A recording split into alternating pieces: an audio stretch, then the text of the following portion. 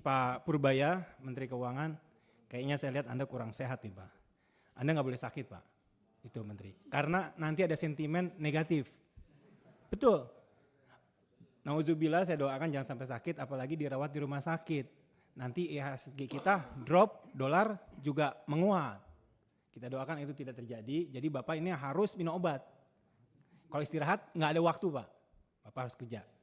Jadi saya doakan semoga Anda cepat pulih. Baik,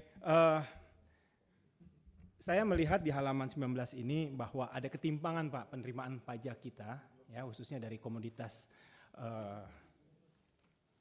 sawit dan tembaga ini yang terpengaruh dengan harga yang melonjak tinggi di global tentu saja, dan kita juga melihat beberapa tahun sebelumnya juga penerimaan dari sawit juga sempat turun CPO ini, jadi tergantung nilai ya kan komoditas ini di global, dan ironisnya global yang menentukan nilai itu, bukan kita sebagai yang mempunyai produksi terbesar di dunia ini. Nah, ketergantungan kita, sekali lagi tahun 2025 dan yang sekarang ini tadi Bapak sampaikan di awal tahun ini penerimaannya melebihi dari tahun lalu, itu kan karena komoditas ini. Nah ini bersyukur karena harganya tinggi, sedangkan yang lainnya itu tertekan. Nah apakah Kementerian Keuangan ini punya skema khusus untuk mengatur, karena menyikapi hal-hal yang tergantung dengan nilai-nilai yang ditentukan di global sana Pak. Mereka bisa menentukan padahal kita yang punya barang. Nah ini udah tidak fair Pak. Permainan harus dirubah sekarang. Itu yang pertama. Yang kedua Pak, saya punya pendapat pribadi, saya tidak masalah Pak pendapatan penerimaan negara itu berkurang. Asalkan rakyat miskinnya juga berkurang. Asalkan masyarakatnya produktivitasnya itu naik Pak. Nah, saya khawatir tarif terlalu tinggi bisa menekan penerimaan.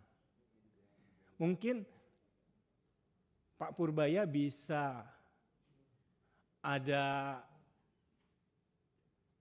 treatment khusus untuk calon-calon yang mau membuka usaha Pak, ya kan, mau ekspansi pabrik, menciptakan lapangan kerja, itu diberikan stimulus supaya pajaknya itu diturunkan. Atau jangan-jangan yang sekarang itu sudah berjalan dikasih special treatment Pak.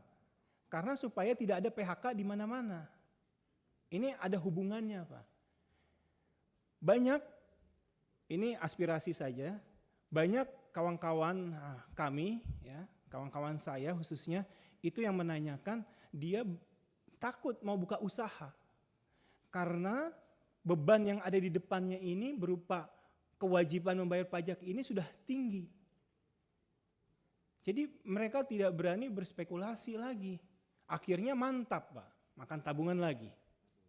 Melihat kondisi yang seperti ini. Nah menurut saya perlu Pak. Bapak kan tahun lalu, ya, bulan Desember itu kan ada persentase yang mau ditinggikan tapi tidak jadi.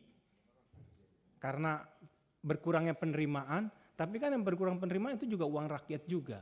Maksud saya adalah mungkin perlu exercise Pak, 1-2 tahun, bolehlah pajak itu dikecilkan sehingga para pengusaha, ya, para UMKM ini itu mudah Pak, mempunyai kesempatan dan tidak takut untuk mencoba. Itu Pak. Saya rasa metode seperti ini atau skema seperti ini belum pernah dilakukan. Dan yang terakhir Pak, ini juga penting, orang urus PKP itu Pak, perusahaan kena pajak itu Pak, lama sekali di sini. Mungkin salah satu yang terlama di dunia Pak. Jadi harusnya kan kalau perusahaan kena pajak, orang ngurus, investor datang, mau ngurus itu butuh waktu. Minta A, B, C, D seperti itu. Nah ini harusnya kan dia membuka lapangan pekerjaan. Mungkin itu saja pimpinan. Terima kasih. Assalamualaikum warahmatullahi wabarakatuh.